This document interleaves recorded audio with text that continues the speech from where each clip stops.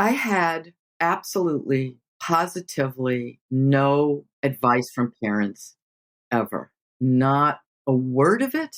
I can remember being 10 years old, sitting on my bike, riding down to Thrifty Drugstore from my house. And it's like one of those bikes with a banana seat, the seat and thinking, boys have to get jobs and girls don't have to.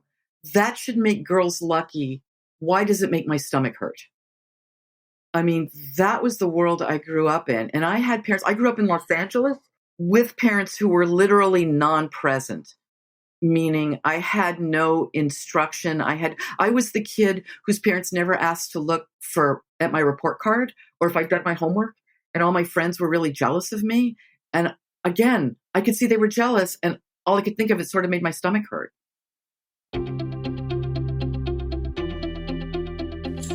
I'm Srini Rao, and this is the Unmistakable Creative Podcast, where you get a window into the stories and insights of the most innovative and creative minds who've started movements, built thriving businesses, written best-selling books, and created insanely interesting art. For more, check out our 500-episode archive at unmistakablecreative.com. Doing creative work can be kind of lonely, and that's why we built the Unmistakable Listener Tribe. The tribe is a community for professionals to connect and support each other. Everything is designed to help you grow your business and share what's working and what isn't. And that's true whether you're a business owner or an artist. You'll get access to feedback, live conversations with guests, and so much more. By joining the tribe, you become part of a community of creators who all support each other, and it's completely free. Hopefully I'll see you there. Visit unmistakablecreative.com/tribe to join. Again, that's unmistakablecreative.com/tribe. Lisa, welcome to the Unmistakable Creative. Thanks so much for taking the time to join us. It is an utter pleasure to be here. Yeah, it is my pleasure to have you here. You're back here for the second time. And, to me, it always says a whole hell of a lot about one of our guests when we have them back for a second time. You have a new book out, Story or Die, which we will talk about. But as you know from having heard my conversations, I want to start with something that has nothing to do with the book. And that is, what did your parents do for work? And how did that end up shaping the choices that you ended up making throughout your life and your career? That is a great question. And I have never been asked that before. And it's an interesting question. My father was, and you can't see me doing air quotes, was a publisher. And he published nonfiction. He published a magazine called Builder's Handbook and Hospital Handbook. But his background before that, and I do think this influenced me, not just in, conscious influence where you know what someone did. And so you're there watching them do it. But he was a journalist, but a journalist, not like an investigative reporter, but he actually, and this is quite an admission. I can't believe I'm going to admit this to you, but he was quite old when I was born. He was born in 1907. A very long time ago. And he had a newspaper column, and I guess it would have been, I think I found it once online, and it was called A Rolling Stone. And he would take a trailer, now my dream right now would be to have an Airstream trailer and just be able to, go across the country with it. And he would do exactly that and write about it. And he had a real wry sense of humor. And I think that I have that lens. And then after that, when he met my mother, he was working at a magazine that people, I think, know now if you're into architecture. It was called Architects and Interiors. And it was a kind of a major publication. And he was their marketing director. So I love mid-century stuff, and that has influenced me in a big way. I love I know you didn't ask me this question, but my calm place, what soothes me more than anything, especially these days, is scrolling through Instagram and looking at mid-century pictures of cities or houses or people, at any point. And I think that it just made me really curious and really always out there, not just wondering what's happening, but why are people doing what they're doing? Mm. My father also influenced me in that he was also a pathological liar, and Wow. in a very big way. Um, and therefore, he told great stories, which is really a funny way to put it. It's funny. The last time someone asked me a question, where I said no one's ever asked me that question before, and I would say you're the only the second person who's ever done it. And that person said, people who love story in the way you love story, they tend to have someone in their life who was a great storyteller. Who was the great storyteller in your early life? And and that made me, I went, yeah, no one's ever asked me that. And the answer is my father. He was really good at it. Now, he had an agenda. He was trying to get people to see him in a certain way. So it made it even more fascinating looking back and kind of breaking down some of the stories he told, knowing that they were, completely fictional, to see what was his goal. My mother was a term that, we don't hear that much anymore, but for a very long time was a housewife and sort of did nothing. But my parents divorced when I was 14.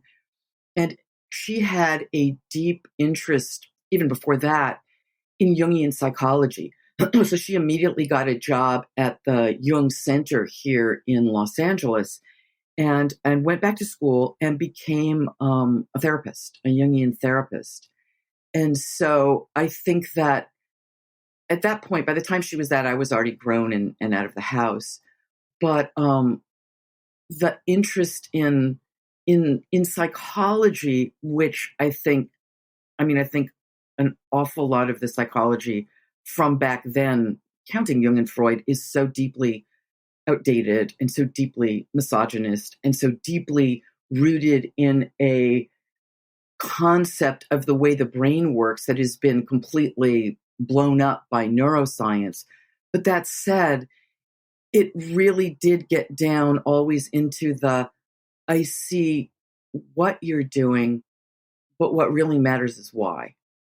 And I think that really gave me, the interest in what goes on beneath the surface, Wow. right? Because we all live on the surface. I don't mean we live surface lives, but I mean, all of us, the one thing that we can say about every single one of us, you, me, everybody listening, is that like from the moment we're born till now, we've survived in the surface world. We can see it. We have a basic understanding of it, but it's not what we're trying to figure out. We're always trying to figure out what's going on beneath the surface, not what someone's doing it, but why they're doing it, because that's what really matters. And it's often quite different than what it appears to be when we look at the surface of what someone's doing. And sort of last thing I'll say is the most fascinating thing about the way that we make sense of things and the way that our brain evolved, especially starting about 100,000 years ago, is that that's what we're wired to look for. We're not wired to look for what's happening. We're wired to look for why someone's doing it, because the reason that our brain had that last big growth spurt about 100,000 years ago, and what I was taught, what most people until very recently were taught, the reason for that was because, that was when we got the ability to, think rationally. Analytical thought became possible at that point. But what evolutionary biologists, evolutionary psychologists, neuroscientists now know is that the goal of that wasn't to bring in analytic thinking. It was to hardwire into our brain the need to belong to a group, the need for social thinking, the need for trying to figure out why people are doing what they're doing. Because at that point, we'd kind of mastered that physical world out there. We were neatly placed in the middle of the food chain. And this change leapt us to the front of the food chain. But in order to do that, we had to, learn to do that thing they've been telling us since kindergarten, which is we needed to learn to work well with others. And our need to belong to a group is as hardwired as our need for food, air, and water. And what story is about, which of course is always what I circle back to, what the way we make sense of things about, and what makes us smart What the hard science says now is it's not knowing facts. It's not knowing a whole bunch of objective things about their being able to dive into the data or the facts or explaining things to people. The smartest people are the people who understand how other people think. In other words, who can read the room. It's the people who have emotional intelligence. That's what genuine intelligence is. And that's what we're always looking for, which is, again, that comes back to, I see what you're doing. What I want to know is why. Yeah. Introducing Pendulum Glucose Control, a patented medical probiotic that's revolutionizing the dietary management of type 2 diabetes and improving metabolic health. Pendulum Glucose Control has been clinically shown to help manage blood glucose and A1C levels by unlocking the power of your microbiome. Pendulum's unique DNA sequence strains can't be found in any other probiotic or supplement. Visit pendulumlife.com for product details and use code SAVE20 to save $20 on your first order. And now, the business update. After a difficult year, experts are optimistic a recovery is imminent, with key indicators improving. And yet, men everywhere continue to dress as if they just rolled out of bed. The economy is ready to bounce back. Are you? At Charles Tirrett, we have the high-quality shirts and smart menswear to get you back to your best. Try our introductory offer with 3 shirts for only $99, delivered free. Use code POD99 at ctshirts.com or any Charles Tirrett store.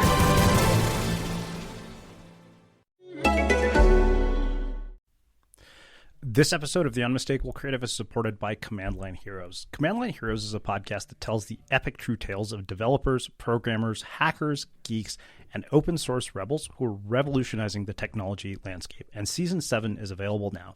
This season, Command Line Heroes explores a pivotal year, 1995. It was the start of the dot-com boom, but a lot of things had to come together for the internet to succeed. Meet the internet class of 1995. Did you know that long before you could hop on GoDaddy to grab a domain name, there was a woman you'd have to call? Elizabeth Jake Feinler was the keeper of all domains, and episode 1 of the season features a conversation with the woman herself, now in her 90s, about how she managed the internet and how her team needed to create the DNS. I got a sneak preview of Season 7 of Command Line Heroes, and here's what I thought. Depending on how old you are, you might remember a time when the internet wasn't part of our lives and looked nothing like it did today. Or those awful days of dial-up when your parents would be yelling at you to get off the internet so they could use the phone. Command Line Heroes is a fascinating look at the evolution of the internet as we know it today. Command Line Heroes is hosted by developer and podcaster Saran Yabarik. Search for Command Line Heroes anywhere you listen to podcasts, and thanks to Command Line Heroes for their support. This episode of The Unmistakable Creative is brought to you by ThoughtWorks, a global technology consultancy that's hiring senior and lead developers, data engineers, infrastructure consultants, and more to join them in their roles across the United States. It's pretty clear that last year changed our working lives forever, and maybe it made you realize that you were ready for a change. At ThoughtWorks, they challenge curious minds to make a real impact, get to know them, and discover how you can make your mark in tech. At ThoughtWorks, you're free to seek the most ambitious challenges, free to change career paths, free to use technology as a tool for social change, and free to be yourself. They're looking for change makers, opportunity creators, status quo shakers, ThoughtWorkers. And if you're listening to The Unmistakable Creative, that's probably you. Learn more and apply at thoughtworks.com/careers. Again, that's thoughtworks.com/careers. So this is a different kind of sponsorship, but this episode is actually brought to you by my good friend Peter Shallard. He's the founder of Commit Action and known as the Shrink for Entrepreneurs.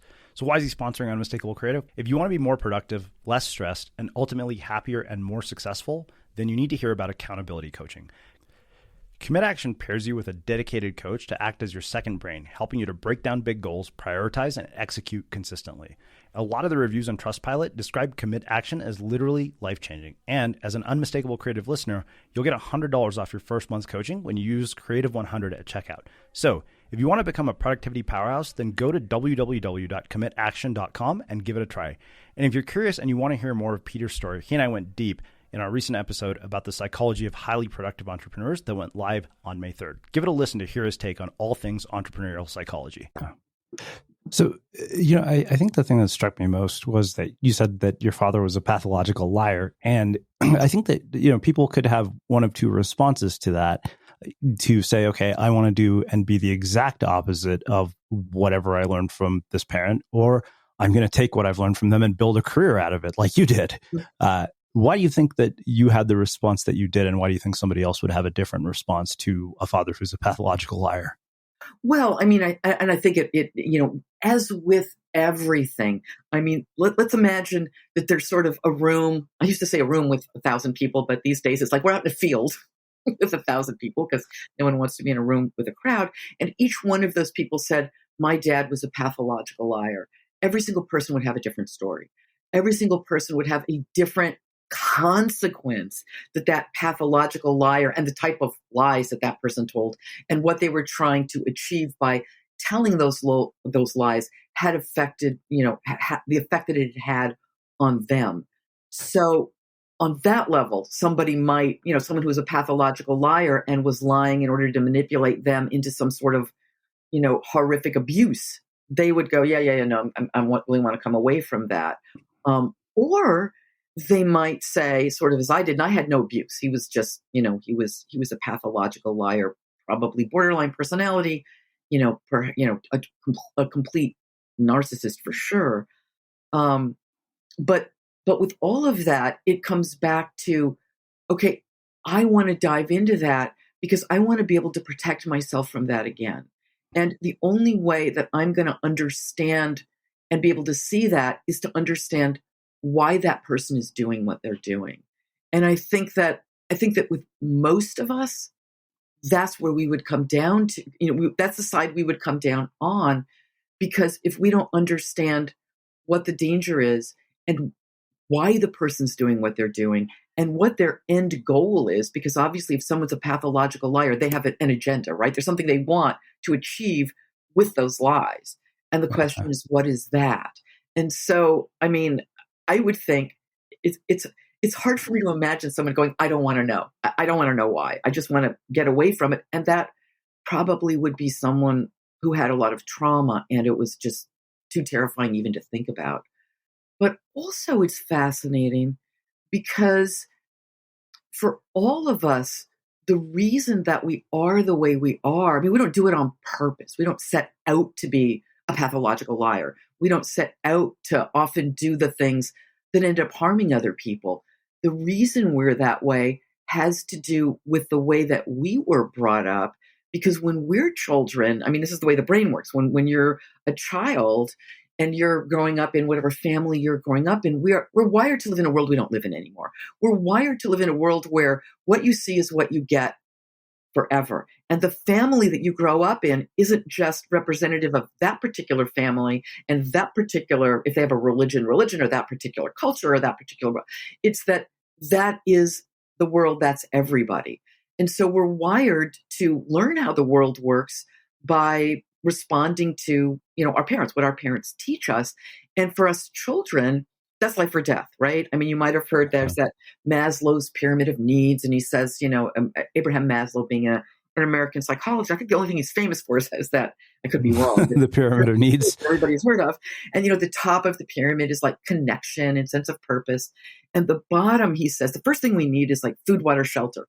And that's not true, because the first thing we need is somebody who cares about us enough to give us those things, so that from the time we're children on, it really is life or death. And we're not to make it sound, completely transactional, but we're really trying to figure out, what do I need to do in order to get my needs met? What matters? What meaning am I going to read into the things that happen in this world? And we sort of believe that they're objective facts. And this was like long before we had even alternative facts, but they're objective facts. And not only are the facts objective, but the meaning read into those facts is also objective, which of course is completely untrue. It is totally subjective. So that because that view of the world, the way that we see the world, the meaning we read into everything is created when we are children. I mean, I just finished, or I guess a while ago, I finished reading a book called Louder Than Words, The New Science on How the Mind Makes Meaning. And the meaning that we read into things isn't a priori. It doesn't come from some objective, template that we're born with. It comes from one place and one place only. And that's what our past experience have taught us those things mean. And so and I won't go into all of the neuroscience as to how it then becomes embedded as permanent in what's known as our cognitive unconscious, and how then when we're faced with that same problem or that same situation again, we act in a way where we're not thinking about it. We're just doing it again, because, we have to make, what do they say, 35,000 decisions a day, of which we are consciously aware of 70. So most of those decisions are being made for us.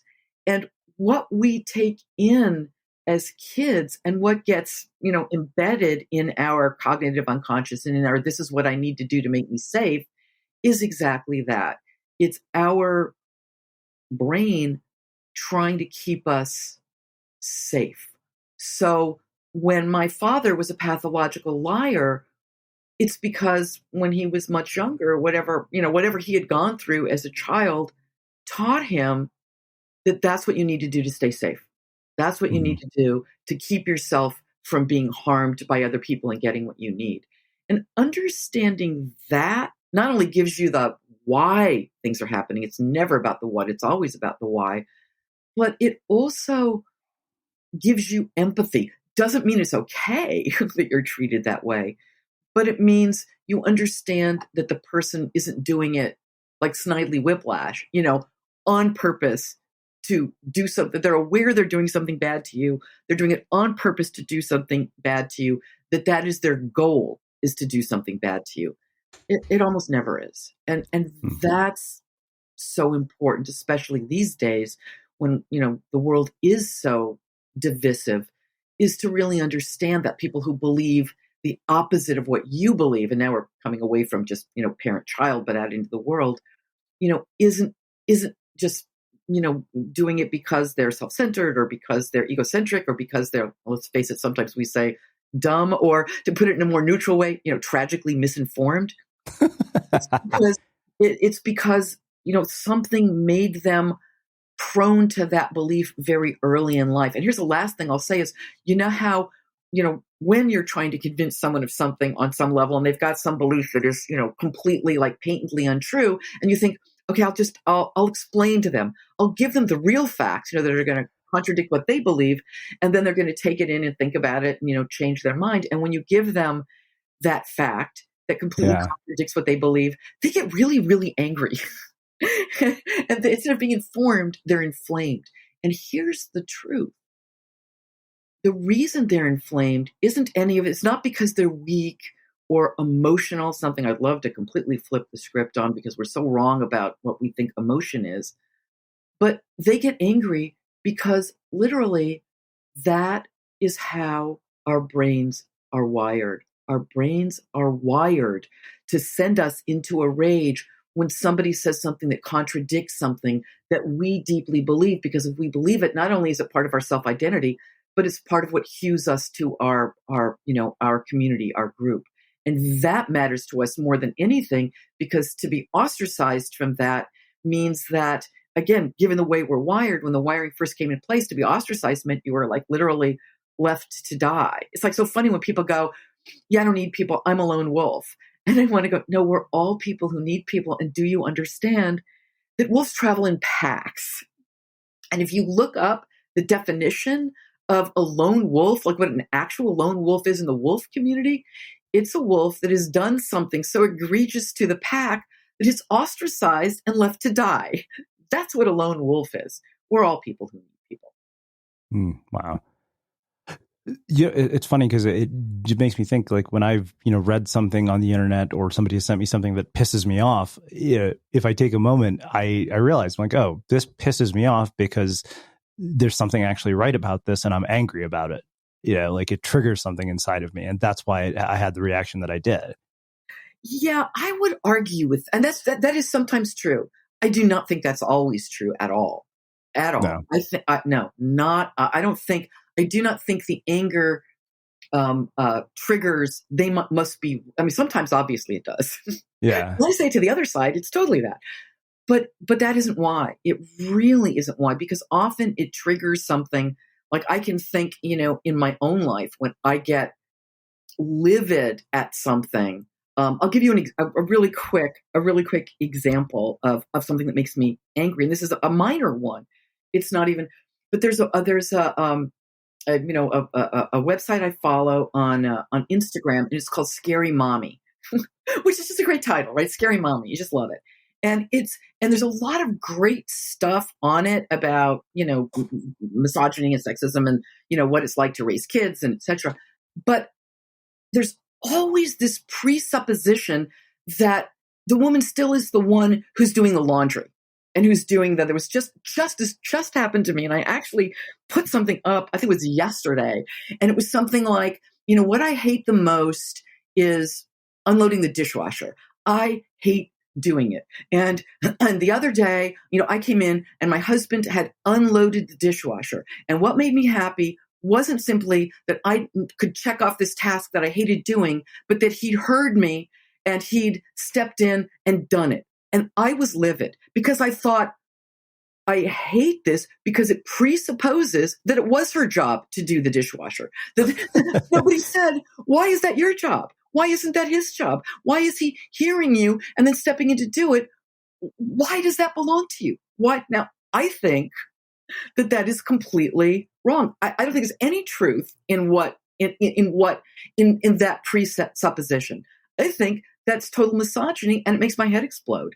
And there's not any way that anger makes me think maybe they had a point. Not for a second. Yeah, no, I see your point. I agree with what you're saying. The only reason I'm saying that now is because there is so much misogyny out there. The patriarchy is terrifying. And talk about Black Lives Matter and talk about the systemic racism that is baked into everything. And it makes my head explode. And there is no justification for any of it. So I don't think that it's that. I think that when a person is, in my opinion, 100% right, and I think there is, talking about, stepping aside from misogyny, which I believe is the last acceptable bias.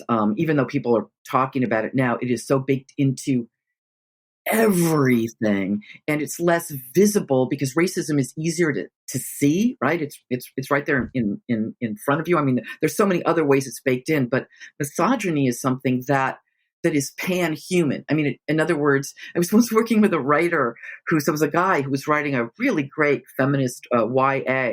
And he said, if all of the countries who are at each other's throats and all of the religions who are ever at each other's throats actually wanted to unite, they could unite over misogyny because every single one of them sees women as lesser than, and it's baked into, the beliefs of being American, the beliefs of being any religion that you name. It's got misogyny baked into it by definition. So they could all get together and agree on that, which is sort of terrifying. And I probably shouldn't have even said it out loud because, there's major truth to that. But I think sort of the key thing is once you get angry, I mean, obviously anger doesn't help. I mean, even when you're going to go to your significant other and go, okay, we've got to talk. It's like they should go, yeah, okay, but not now. Because when anybody says we got to talk, that's code for, I'm going to tell you you're doing something wrong.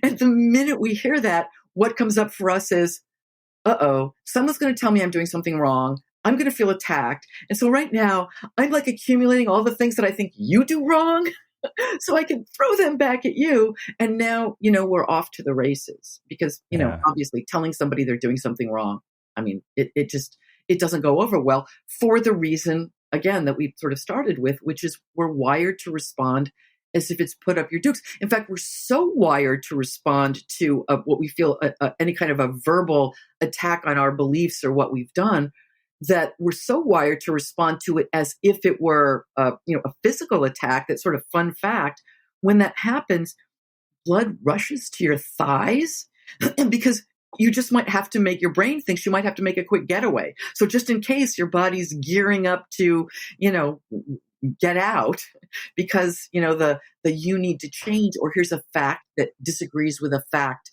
that you deeply believe, it comes at us the same way as if someone was coming at us with a baseball bat. Wow.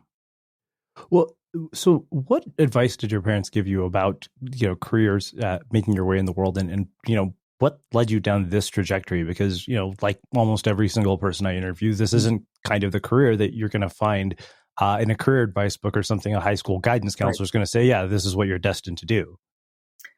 I had absolutely, positively no advice from parents ever. not a word of it.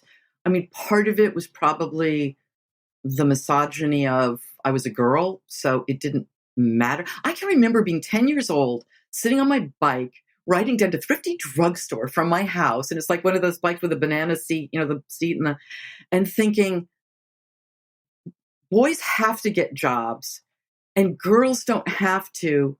That should make girls lucky. Why does it make my stomach hurt? I mean, that was the world I grew up in. And I had parents, I grew up in Los Angeles with parents who were literally non-present, meaning I had no instruction. I was the kid whose parents never asked to look at my report card or if I'd done my homework, and all my friends were really jealous of me. And again, I could see they were jealous, and all I could think of is sort of made my stomach hurt. So I literally had like no advice at all, period, nothing. I had wanted to be a writer. If I had done what I had things I wanted to do. I wanted to be a photographer, didn't quite know how to go forward with that. I wanted to be an anthropologist in college even. And I didn't have the courage to think I could be, I don't know, smart enough, had the drive enough to do it. And I remember taking a seminar my last quarter at Berkeley thinking, I just didn't, I don't know. I thought everybody was smarter than me.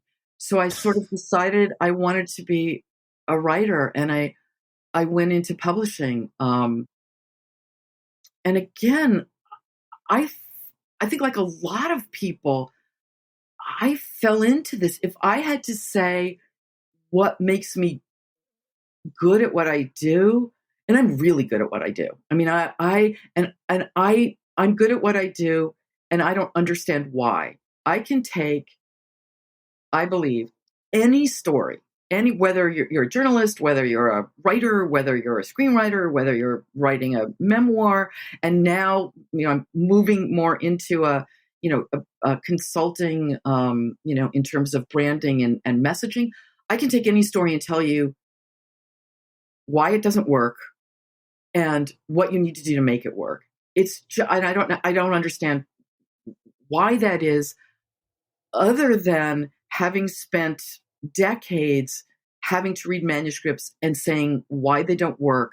And just to go to your point, because I know I'm rambling here at this moment. No, it's fine. But sort of to go to the point of how I fell into doing what I do, part of it is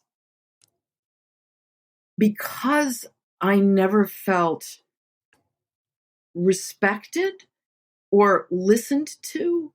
I felt that if I could see something, I needed to be able to prove it 6 ways from Sunday.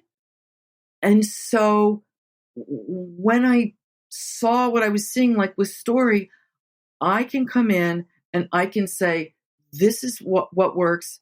This is what doesn't. This is why. And I can say it from 6 different angles, because it really mattered to me to feel heard like everybody else. I wanted to feel heard. I wanted to feel like I had something to say that was going to be worth something to people. And I wanted to feel like, I think story is the only communication tool out there. And I think not understanding the way that it works is what holds most of us back. And I would see writers out there who could have been great, but because they were, and this is the other thing, and I'll show the other thing that I was seeing is, and I say this to everyone I work with, everything you're taught about writing is wrong. Everything you're taught about story is wrong. It is just dead wrong. And I have a big mouth. And so my goal was to go out and go, and I'm going to tell you why it's wrong. And I'm going to show you why it's wrong. And I'm going to show you what you need to do otherwise. And that's sort of what's launched me into this, this new book that I wrote and sort of this new arena that I'm going into. Because, you may have had, I always remember that famous line in college, like in literature as in life, story isn't something, to circle back around to what you said, or what we were talking about, before about, stories, entertainment, and then there's informational stuff. I can't remember if we were talking about that here kind of before we started, but a lot of people think that stories for entertainment, and then information is something that you're going to give in a serious way with facts and data and all that sort of stuff. And it just isn't true. The only way we learn is through story, because story takes the facts and it personifies them, boots on the ground, and lets us know, how is that fact going to affect me in my life in terms of achieving my agenda? Is it going to help me? Is it going to hurt me? And story is entertaining, so we'll pay attention to it so we can learn, how is that going to affect me? And therefore, what do I need to do? And I just felt that that was so important. And seeing no one else teach it that way, I just became an evangelist for that, along with the fact that in order to understand story and in order to understand the way to convince anyone of anything, and not only that, the way to understand the way we are convinced of things that we don't even realize we're being convinced of, because stories affect us every minute of every day, whether we're aware of it or not. And usually we're not. We also had to understand what drives story, which is what drives life, which is emotion, which means really flipping the script on emotion and what emotion is, because what we've been told emotion is and what it does and what it actually is are two completely different things. Yeah. Wow. It's funny. I guess I don't remember from our last conversation that you were also a Berkeley undergrad. And I just had to laugh when you're like, I didn't feel smart. And I was like, yeah, that's kind of the Berkeley experience. Basically, you feel like everybody there is much more intelligent. Like that, I think that we share that similar drive. Like I relate to that on so many levels. Like I just felt like you were describing my college experience. Yeah. I mean, not the other reason, but I'll tell you a story that goes to, I just put this out there a week ago. I've never said this. I never put this out there before, and I'll tell you why. Stories are about, especially when you're trying to change someone, you have to be vulnerable, and it's terrifying to be vulnerable. And yeah, I'm a Berkeley grad. I am deeply proud of it. I have been proud of that my entire life. I remember going and thinking, oh my gosh, I go to a school that's like in the top 10. It's so hard to get into. It has, and it also has that, leftist kind of leaning it just has a cachet. But here's the thing. When I was much younger, when I was about, I think I was going into the 10th or 11th grade, and I was in public school, and I dropped out of high school.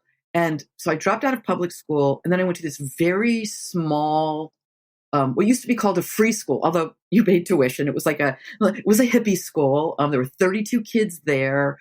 We had classes like, nonverbal communications, and we do stuff like stay up all night and then go down to the flower market and watch them unload flowers in downtown LA.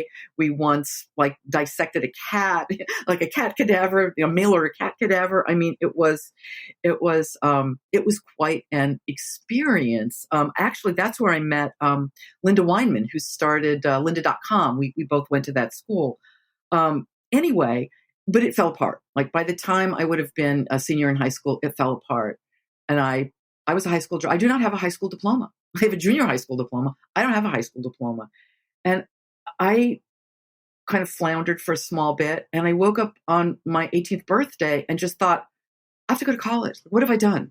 And it wasn't a what have I done like, uh-oh. It was just this thirst.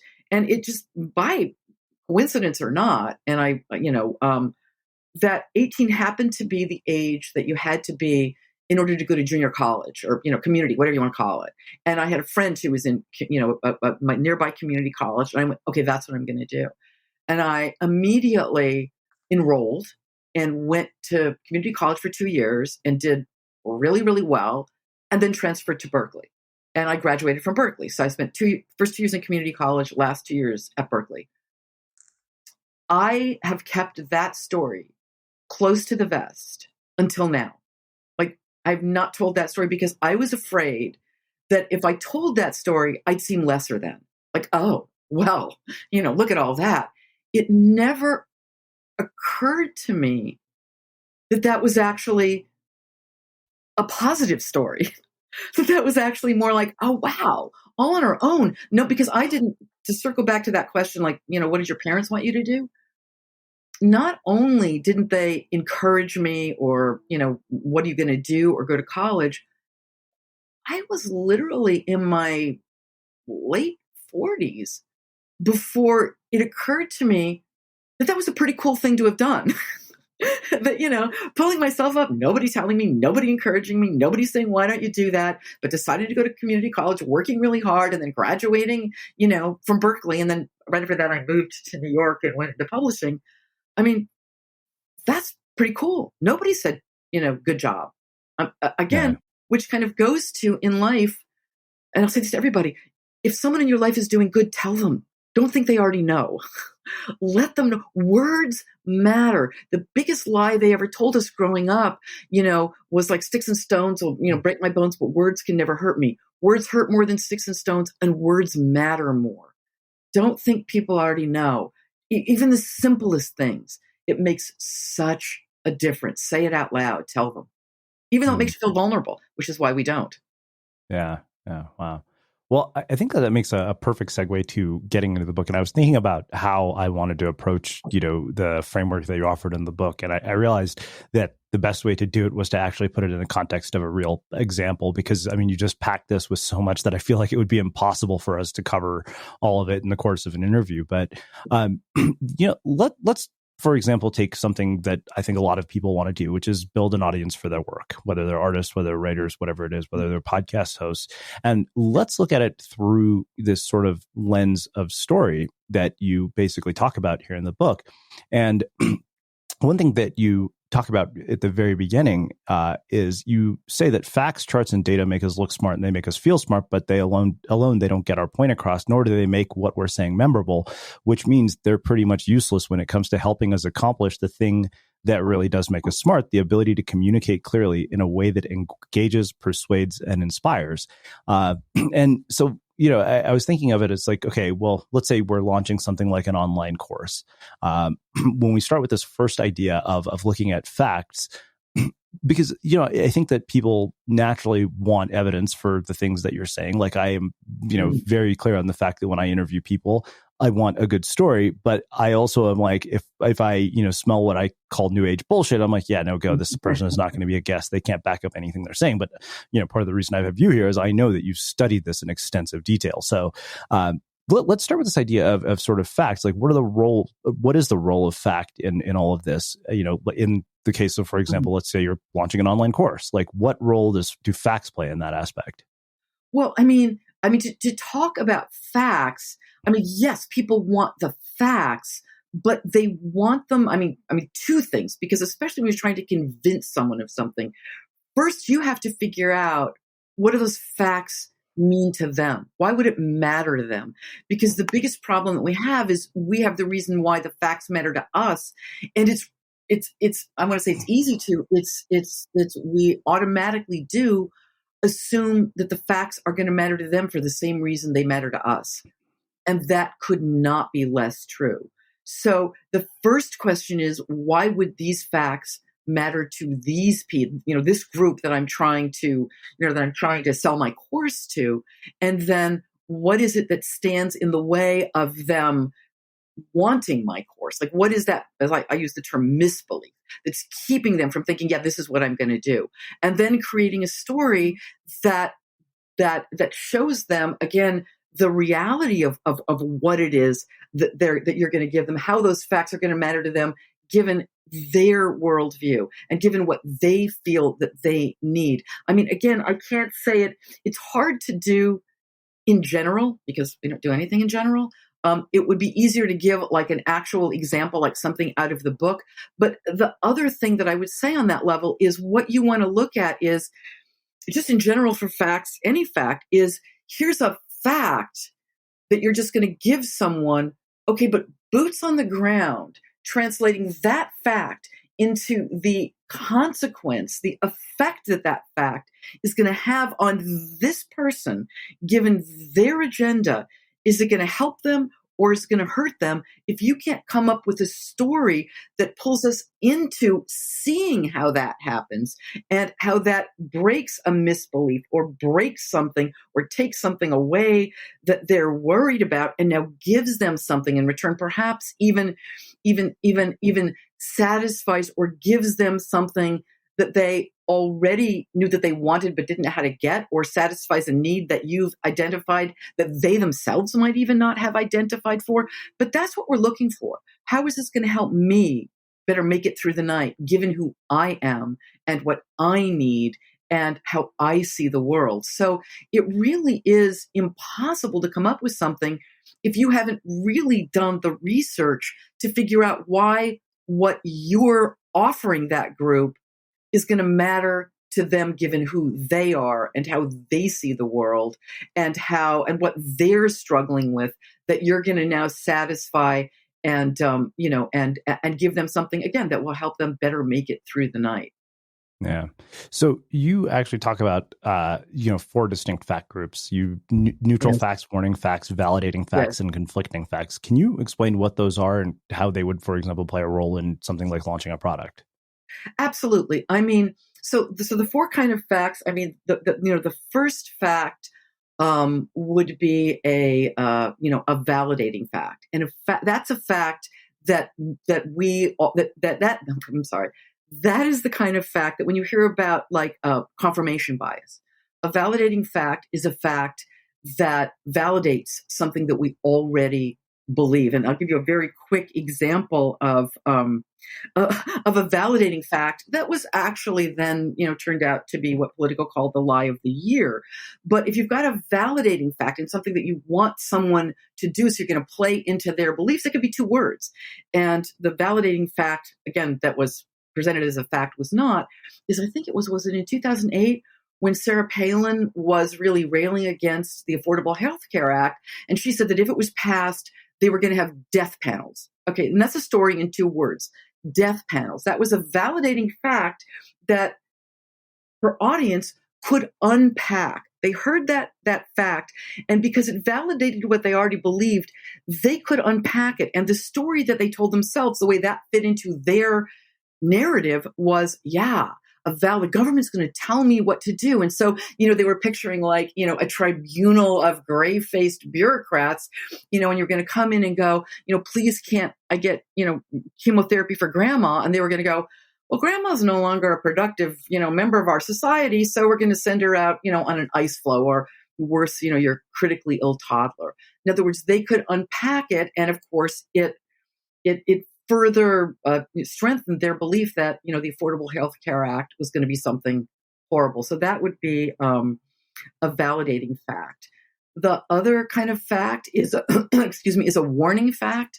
And those are things like lion run, or, I wouldn't eat that cake if I were you. Dad mistook salt for sugar again. And those are facts, again, that we can instantly unpack. And that's what we're wired for. When people go, oh, what's wrong with us? We react to sound bites and we don't, why can't we think more deeply? It's because we're wired to respond to sound bites. We're wired to respond to something very quickly, like lion run, like there's a car coming, look out. And that would be a warning fact. And those warning facts instantly get our attention because something is happening in the moment. And if we don't act, we might end up being toast. The other kind of fact, the 4th kind of fact, and this is the type of fact that we make the most mistakes on, and they're facts that we have they're neutral facts. And they're facts that we have no way to unpack. And the problem is that when you give a fact, like a statistic, for instance, when you give a statistic and you're aware of what that statistic means, boots on the ground. In other words, you can translate it into, if it's something about climate change. I remember hearing, and I statistics are so hard, it's hard even to remember them. But it was something like, if we keep doing carbon emissions, but it wasn't even said carbon emissions, it was something even less,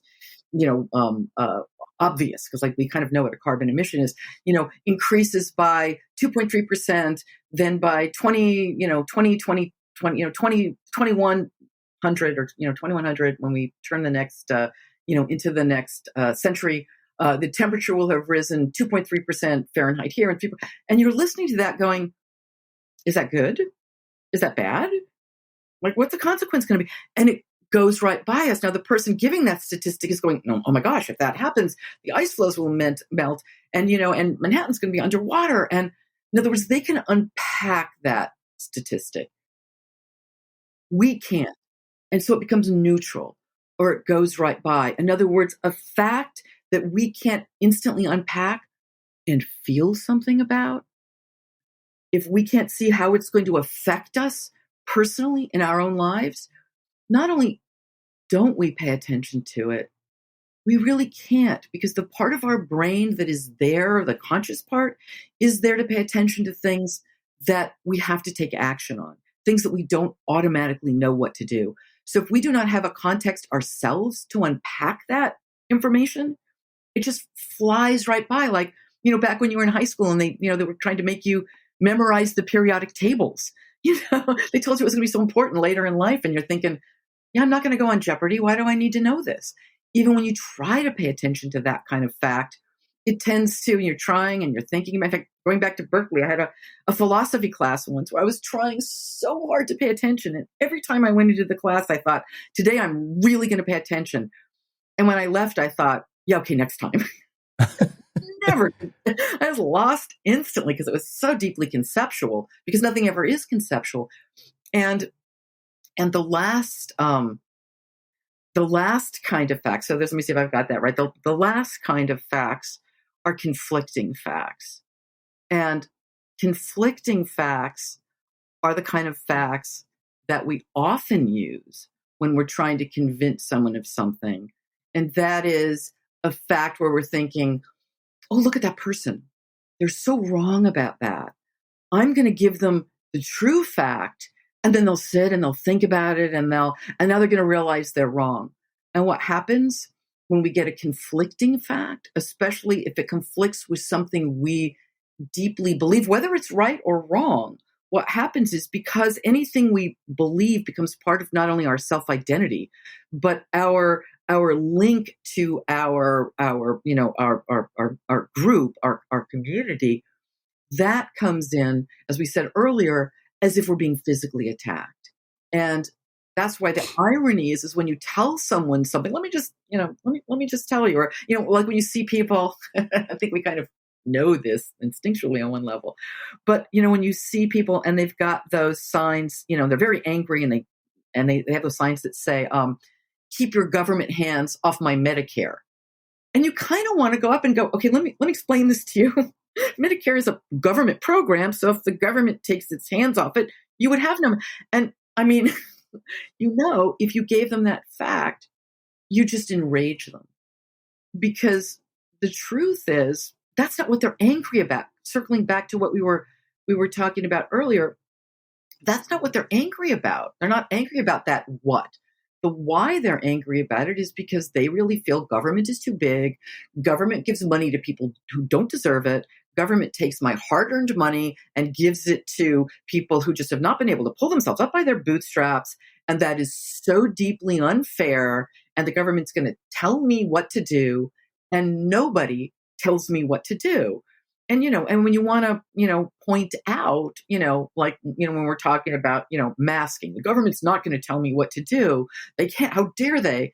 And I always want to go, well, you have a driver's license, don't you? I mean, when you see a stop sign, you stop at the stop sign, don't you? When you go outside, you wear pants, don't you? It's like the government's telling you to do all those things. But again, it's still that, coming back to the nobody tells me what to do. What they really mean with that is nobody tells me to do something that my tribe tells me is the wrong thing to do, not just nobody tells me what to do. Yeah. This episode of the Unmistakable Creative is supported by RemoteWorks, a podcast that tells extraordinary stories of teams that made the shift to flexible working.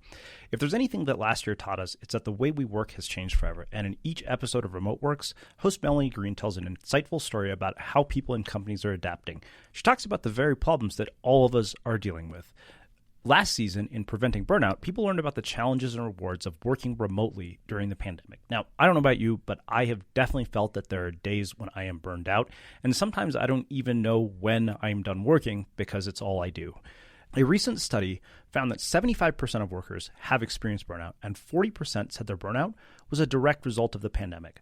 But what if we don't know the signs of impending burnout? You'll hear firsthand from someone who has been through burnout, as well as get expert advice on how to recognize it and what you can do to prevent it from happening. In this season, Remote Works explores several other topics related to the new world of work. For those of you who are baseball fans that are missing those days of eating overpriced hot dogs and drinking oversized beers, they pull back the curtain at Major League Baseball for a glimpse of how America's most beloved pastime is working remotely. You'll hear how the MLB has had to adjust just about everything that they do, from new rules about how we gather to virtual fans in stadium. You'll get to look at how they've embraced this new world of flexible work. I recently listened to the Burnout episode of the Remote Works podcast, and here's what I thought. Melanie does an amazing job bringing in diverse perspectives from experts and people who are dealing with the issues these experts are trying to solve.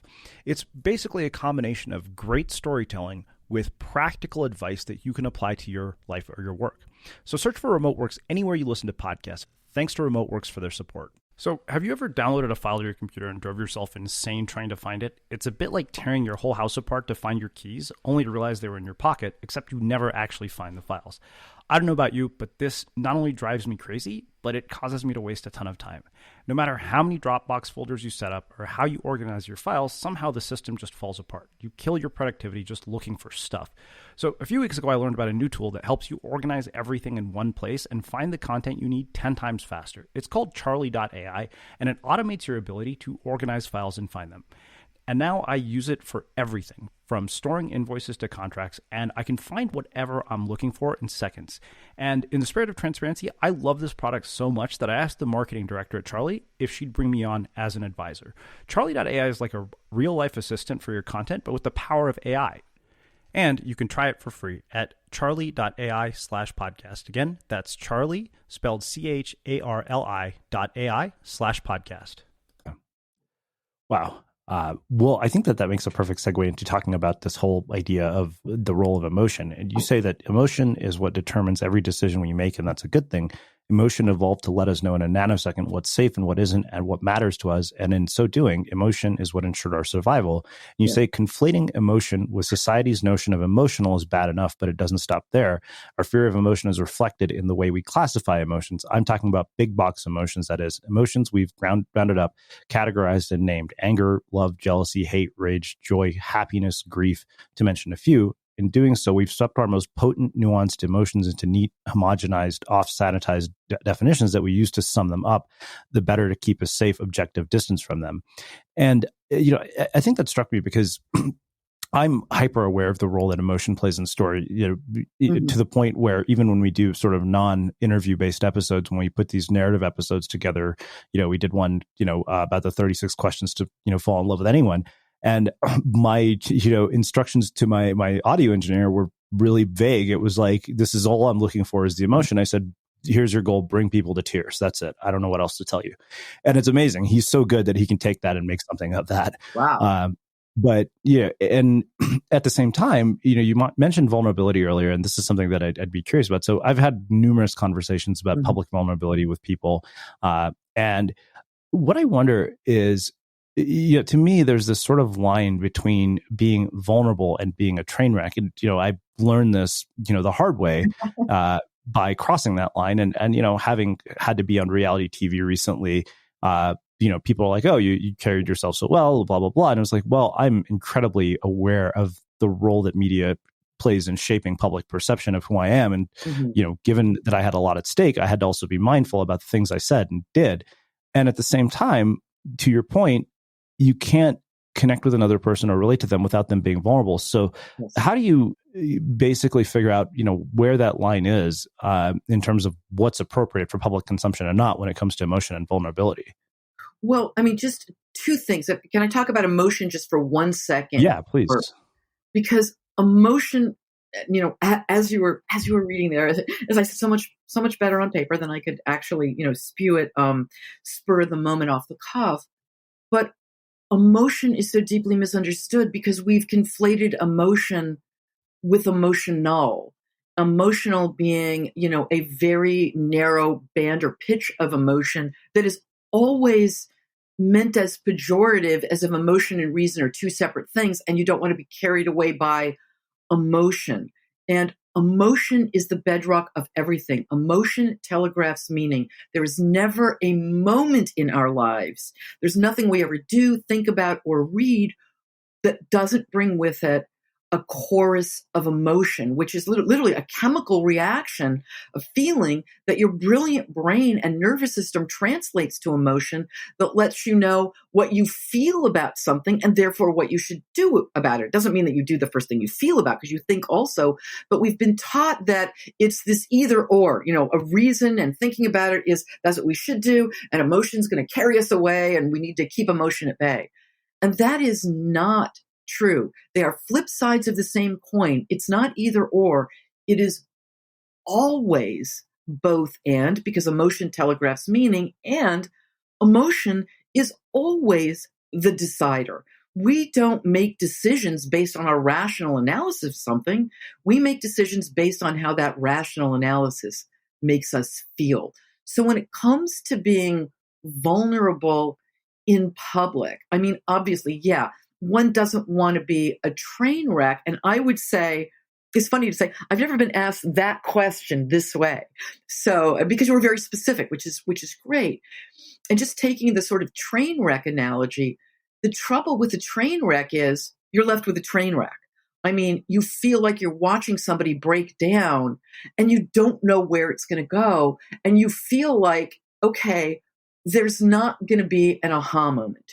There's not going to be a moment where this person is going to say, and not that they're going to say it in this way, but this is what I learned from this, or this is what it cost me to come up with X, Y, or Z, realization.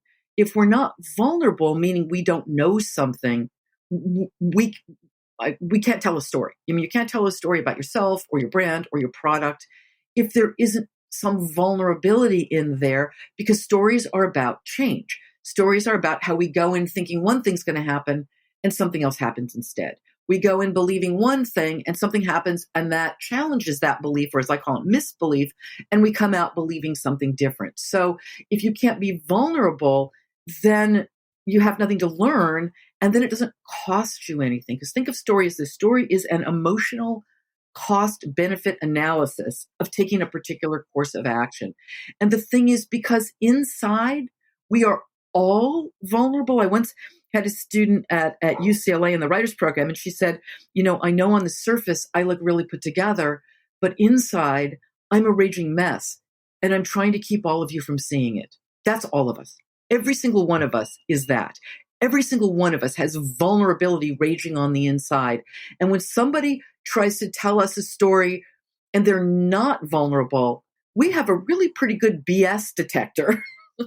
We don't believe it. And then we don't like that person because we can't relate to that person. Because people, even in fiction, they'll go, I got to make my characters likable. I have to be likable. And they mistake likable to picture perfect, and in polite society, they'd never do anything untoward. That is not what makes us likable. That is what makes us unlikable. What makes us likable is to be relatable. And some people will stop at that, to be relatable. And you go, okay, but what makes a person relatable? What makes a person relatable is being vulnerable. And so the difference, and you're absolutely right, when you're going out and you could tell a story where within the story, you could have been a train wreck.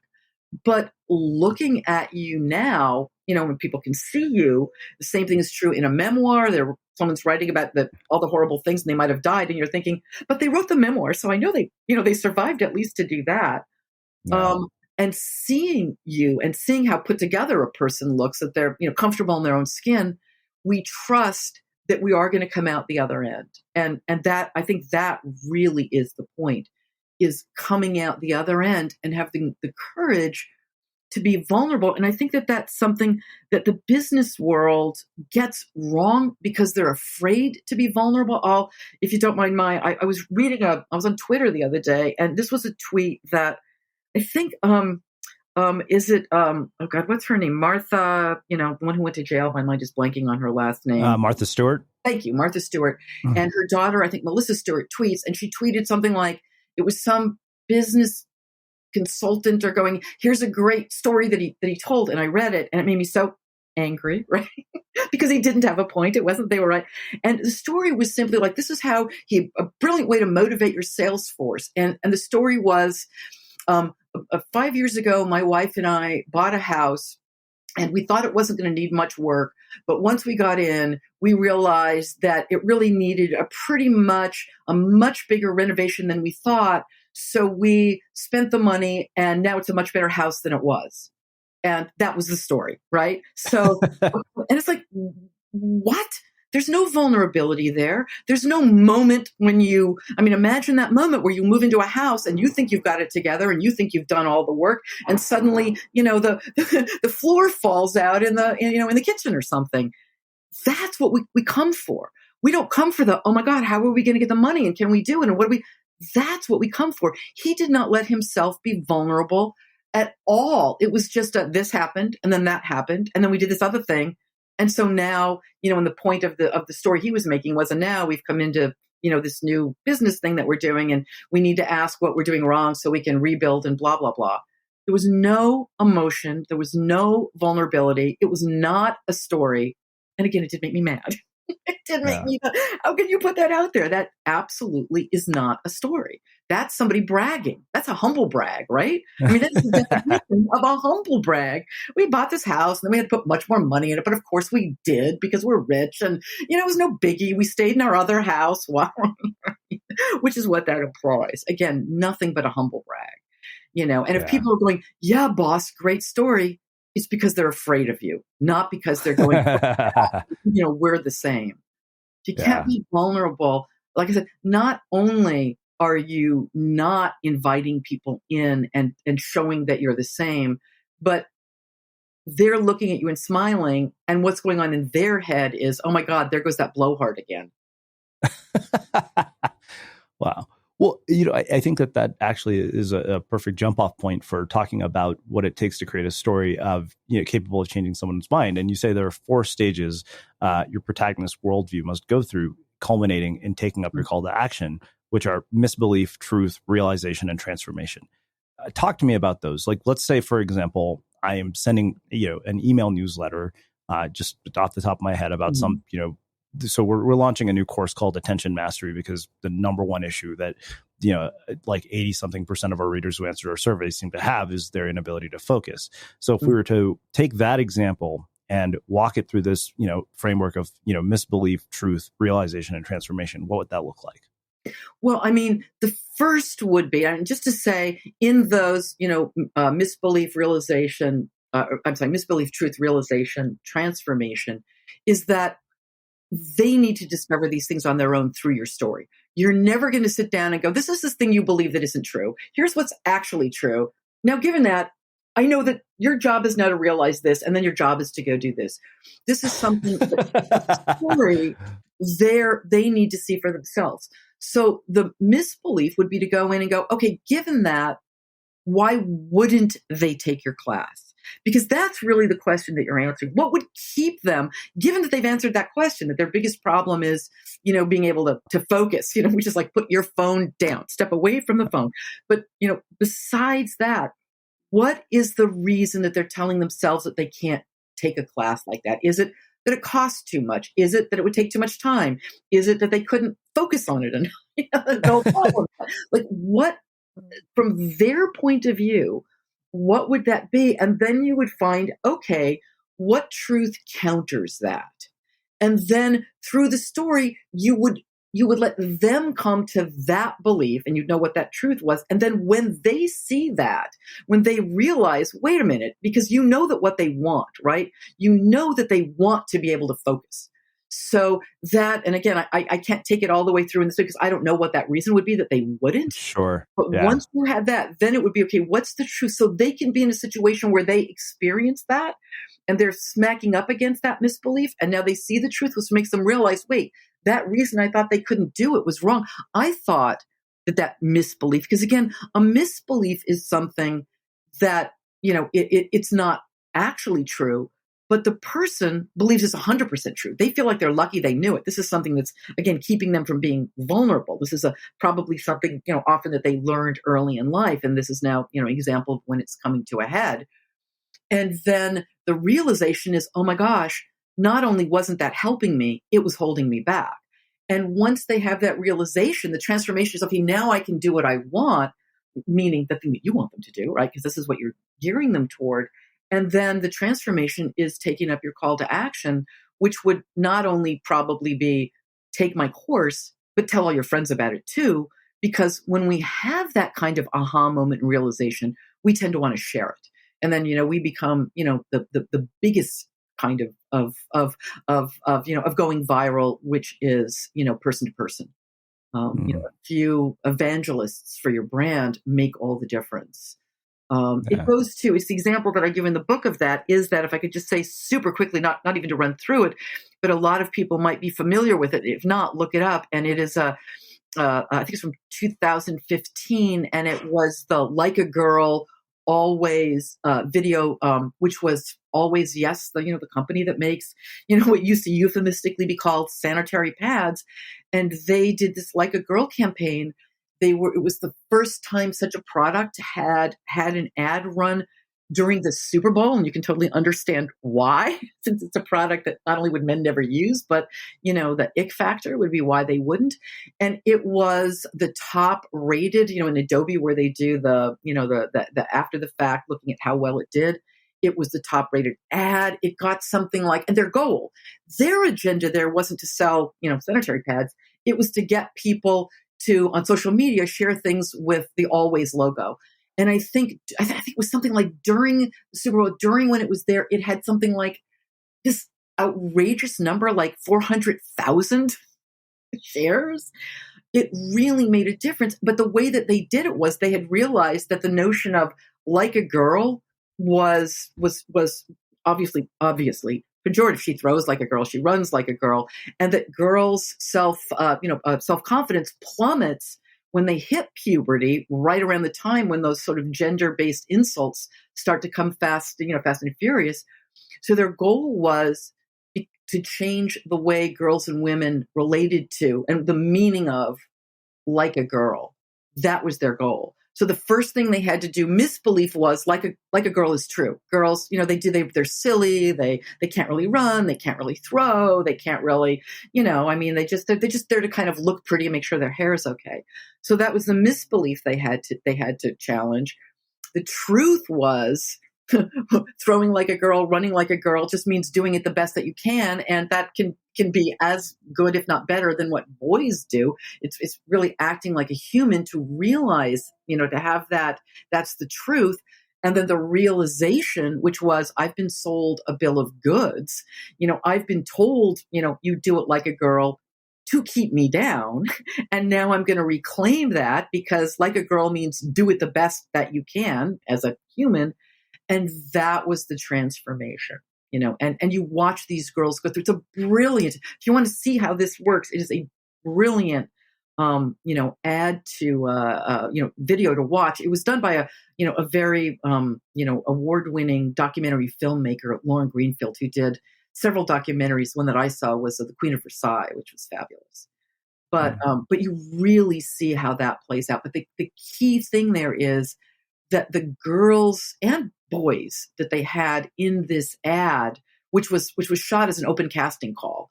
I would have to explain the whole thing, and I will stop at that right now, because you're going, open casting call, what does that even mean? Just watch it and you'll see. And the point, if you watch it, is that she lets them discover these things on their own. She never lectures them. She never gives them facts. She never explains things to them.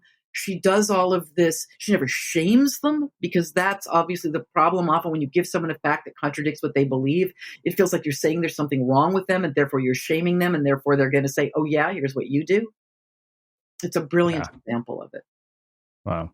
Well, let's talk specifically about, audiences and calls to action, because, this is something I wonder, just from your own perspective in publishing. Mm-hmm. I have a lot of people in, our membership community, and one of the things we're working on is, how do you build an audience? And sometimes it's almost impossible for me to deconstruct it, because I've done it for so long, mm-hmm. that trying to reverse engineer it is, one, context matters, because, everything was different when I started this. So I'm like, okay, you need to consider the possibility that everything I've told you is bullshit, because it might be mm-hmm. in the context of your own life. But maybe the example I think of when I think about this is, you take a book like Mark Manson's Subtle Art of Not Giving a Fuck, right? Mm-hmm. Like, why is it that books like that have the impact on culture that they do, Yeah, and what role does story tell in that, and then play in that, and then why is it that you have the blogger who spends years lingering in obscurity, unable to have any sort of impact on an audience, unable to grow that audience? Mm-hmm. Like, what is the difference between those two things? Because I think we all like the idea that, hey, I'm going to sit down and I'm going to write the next, Mark Manson level bestseller. But how many people actually accomplish that? I mean, you're in publishing, better than anybody that, the odds of that happening are not very high for most of us. Yeah. I mean, I would say taking the surface of that, it's because he had the guts to say something that other people didn't have the guts to say. They've got the little asterisks there with fuck, but he said something that we're always thinking, but wouldn't say out loud. It's surprising. I mean, it grabs us because it breaks a pattern. I mean, we're always looking for something that breaks a pattern, and that does, because whoever puts, even intimates the word fuck, it's like that same book that did so well, Go the Fuck to Sleep. Kid's book. That's just hilarious because it takes something we're really familiar with. In the case of, Go the Fuck to Sleep, it takes something we're very familiar with, wanting our kids to go to sleep. We're familiar with the way that kids' books are. And then that juxtaposition of the word fuck, which happens to be, I totally admit, one of my most favorite words on the planet. And I also have to say that when people say, I don't swear, I think, therefore, I don't trust you, because I think swearing is language. Because when someone says, I don't swear, it means there's certain areas of reality I'm not willing to go into. There's certain layers that I'm going to deny are there. I'm going to sanitize. So yeah, I mean, I love swearing. I swear all the time in my life. I think it's important. But I honestly think that that's why, because that was attention grabbing, because we're always looking for something that surprises us. I mean, I'll tell you, like this morning, I subscribed to Mark Bittman, the cookbook writer. He has a newsletter. I haven't subscribed to the whole thing yet, but I've subscribed to his newsletter that's called the Bittman Project. And so I get newsletters from what he's doing there, his brand. And this morning, the headline on it was, Instant Pots Are Terrifying. And I immediately opened it because, like, terrifying, what do you mean? And, full disclosure, I don't have an Instapot. I don't want an Instapot. I've watched people have those odes to how great an Instapot is, and it makes me roll my eyes. So when I see something that breaks that pattern, like they're terrifying, tell me about it. And I instantly opened it, because we're looking for that element of surprise. We're looking for that element of breaking a pattern. We're looking for this compared to that. I mean, that's the problem. If someone says, I'm going to explain to you how to do something, we're yawning and we're gone. If we're saying, you've been doing this forever and this is why it doesn't work, and oh my God, here's the hack that now you can do this thing you've always wanted to do. Now it's this compared to that. Now it's this myth I'm going to bust, this pattern I'm going to break. And now I'm right there listening to you. That's why that succeeded. And stuff that's just like, let me explain this to you. It's also, people make the mistake, I think, in publishing or in anything, storytelling, is that their audience is already with them. Their audience is there, and that once they see what they've got, it's almost like it's the audience's responsibility to read it and to go forward with it and to pay attention to it. Whereas it never is. Everybody's there at their pleasure and at their leisure.